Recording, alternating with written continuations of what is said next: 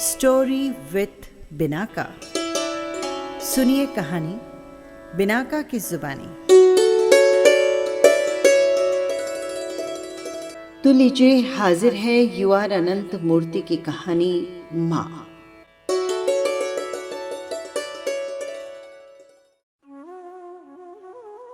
रात होते ही खूंखार जानवर घूमने लगते थे। फिर भी उस क्रूर माँ ने बच्चे के पूरी रोटी के लिए जिद करने पर उसे आंगन में धकेल दिया।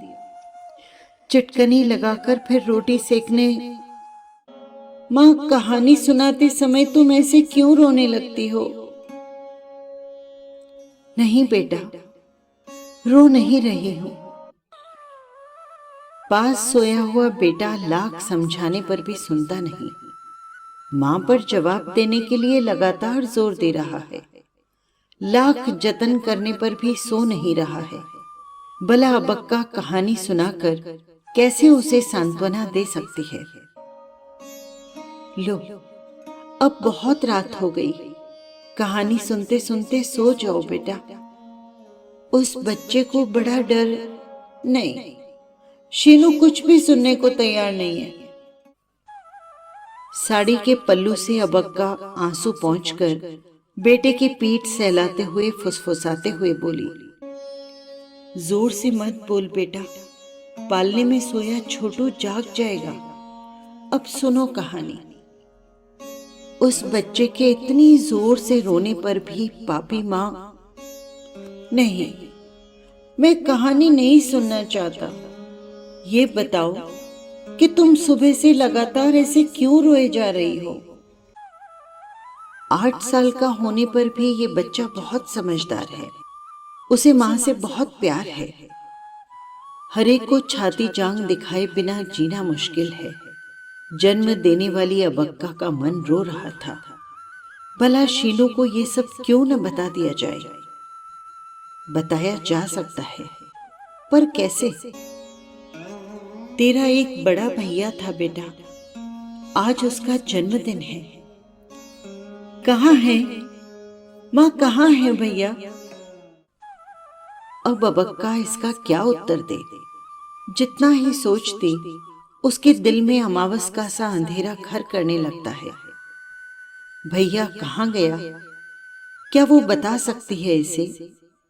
क्या लाम पर गया है?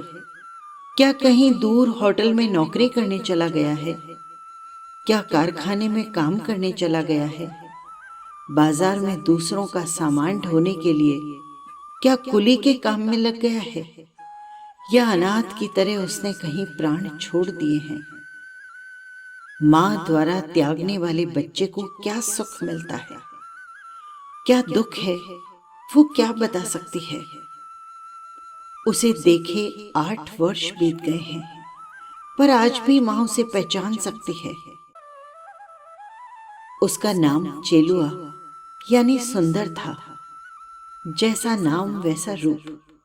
देखने वालों की उसे नजर लग जाती थी, ऐसा सुंदर था। गेहुआ रंग, लंबा कद, लंबा चेहरा, नीम के पत्ते जैसी भौहें, गोदना गुदा लंबा माथा, तीखी चूकी नाक, शिव के त्रिशूल से चमकती छोटी छोटी गोल गोल आंखें, जरा गंभीरता और जरा गर्व से भरे मोटे होठ, सिर पर घने घुंघराले बाल, अचानक नींद से उठकर कोई चल दे वैसे धीमी चाल। वो आज भी अबक्का की आंखों के सामने साक्षात खड़ा है, जिसे 12 साल आंखों की पुतली के समान पाला। वो उस बेटे को कैसे भूल सकती है? बताओ ना माँ, अब भैया कहाँ है? तेरी माँ पर गुस्सा करके कहीं दूर चला गया है। इससे ज्यादा अबक्का बता नहीं पाती। अगर बताए भी तो उस बच्चे की समझ में कैसे आ सकता है? तुमने उसे जाने से मना क्यों नहीं किया माँ? ये बात अबक्का के दिल में छुरी की तरह चुभती है। अगर उसे ये पता होता कि वो इस तरह नाराज होकर अपनी जिद में चला जाएगा, तो अबक्का दामन फैलाकर प्रार्थना करती। ये सच है कि उसने कमबख्त गुस्से में आकर उसे 4 कड़वी बातें कह दी। पर क्या इसी पर बापू ने उसे क्यों नहीं रोका माँ? शीनू के ऐसा पूछने पर बताए बिना कोई चारा नहीं था। कितने दिन तक ये बात उससे छिपा कर रख सकती है? तेरा बापू दूसरा है, उसका बापू दूसरा था। उसके बापू के मर जाने के बाद अबक्का दूसरे मर्द के साथ रहने लगी थी।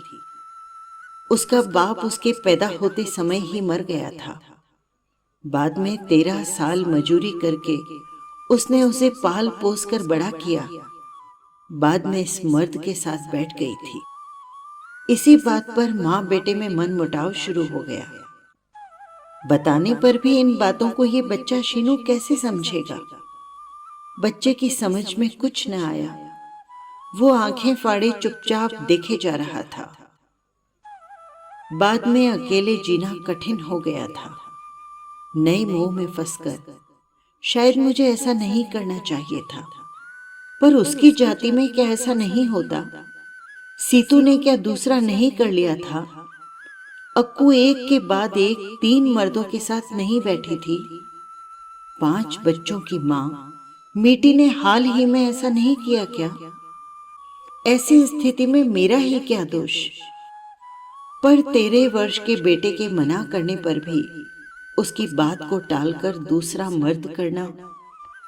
पर क्या चेलुआ को दूसरों के उकसाने पर मुझसे जुबान लड़ानी चाहिए थी?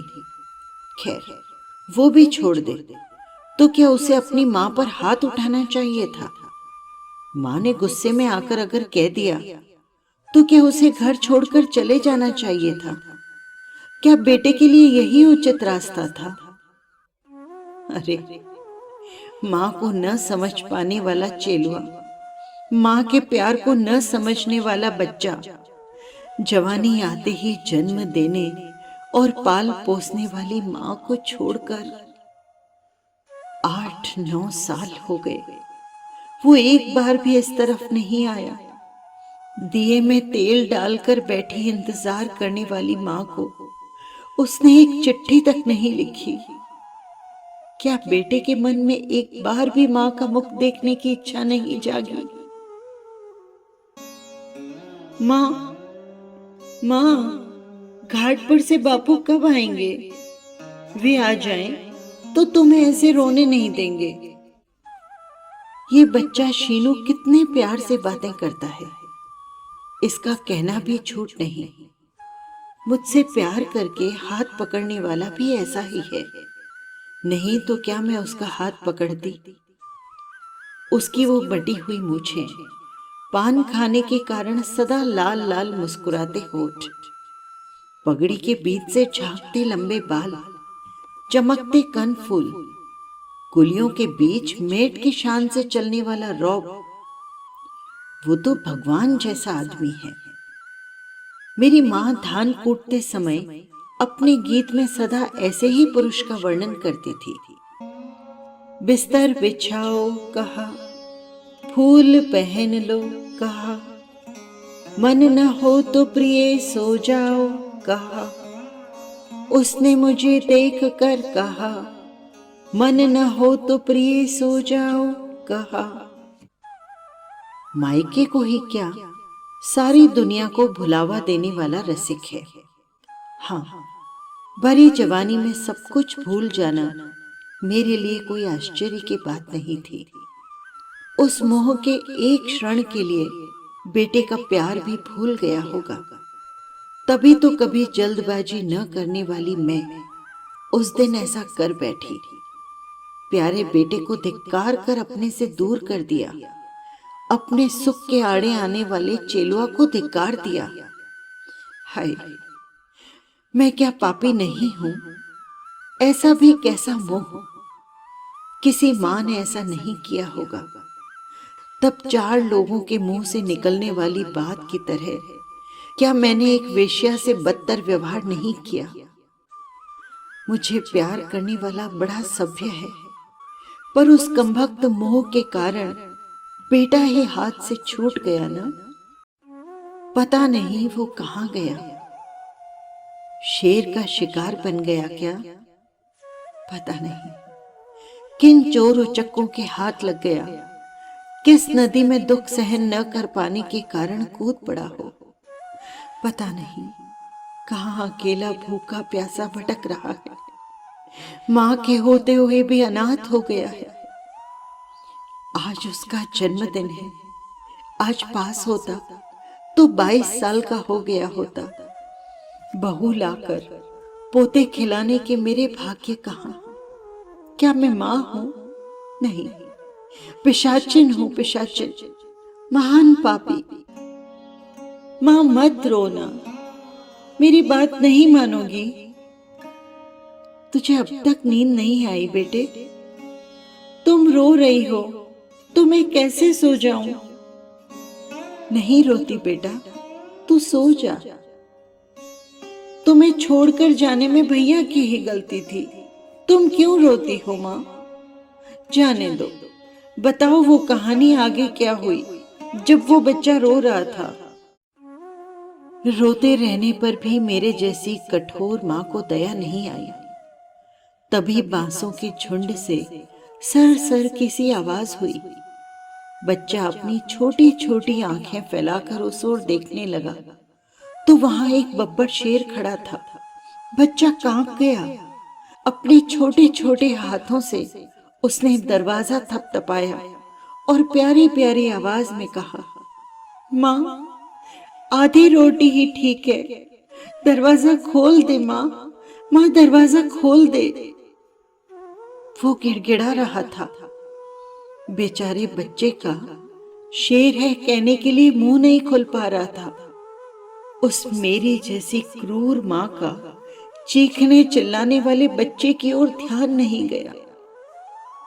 आधी रोटी बहुत है माँ, दरवाजा खोल माँ, दरवाजा खोल।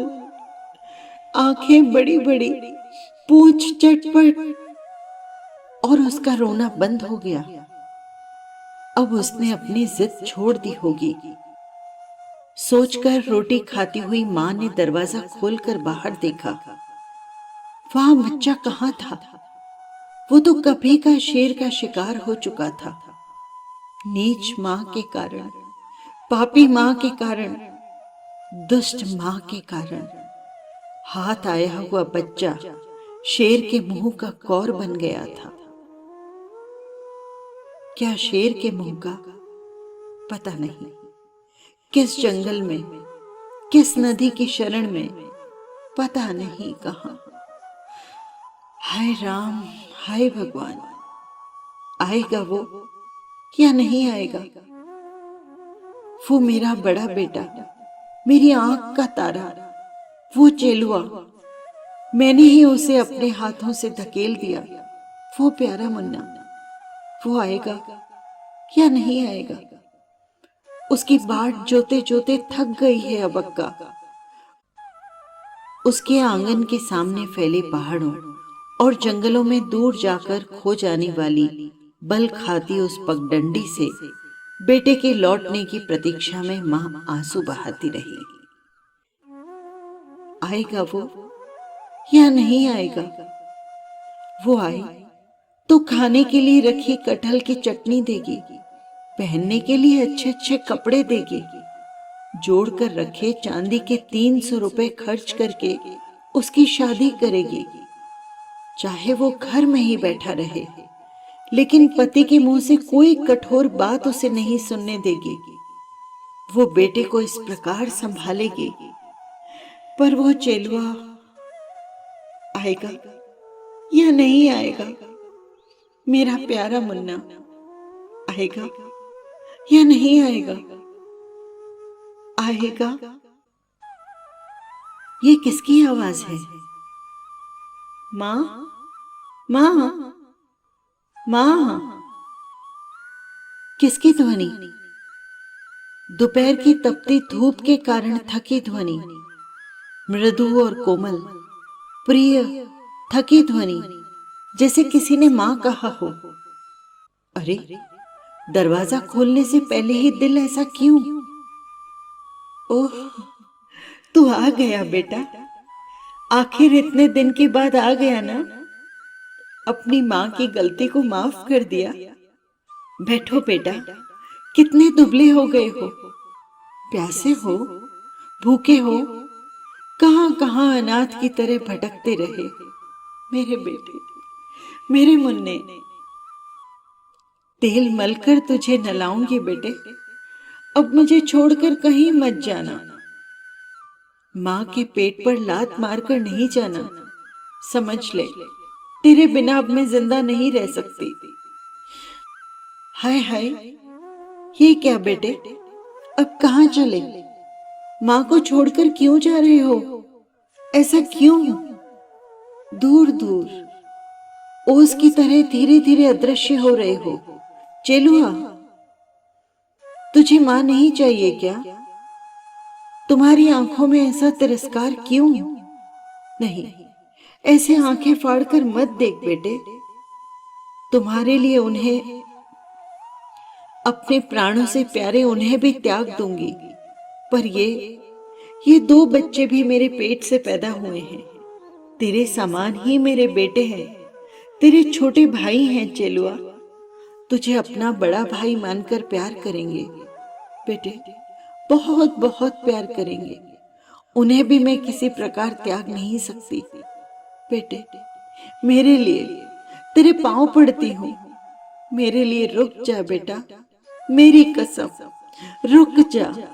रुक जा चेलुआ, चेलू। माँ, माँ नींद में ऐसे क्यों बड़बड़ा रही हो? क्या हो गया है? पास ही सोया शीनू अभी सोई माँ को हिलाकर पूछता है। पालने में पड़ा शिशु माँ के दूध के लिए रोने लगता है। अबक्का उमड़ते आंसुओं को साड़ी के पल्लू से पोंछने का यत्न करती हुई बच्चे को स्तन पिलाती है। उस नीरव गंभीर अंधेरे में बच्चा दुखी तप्त हृदय का दूध चूसता है, मीठा दूध। लेकिन माँ की आंखों से उमड़ रहा है खारा पानी, अंतहीन।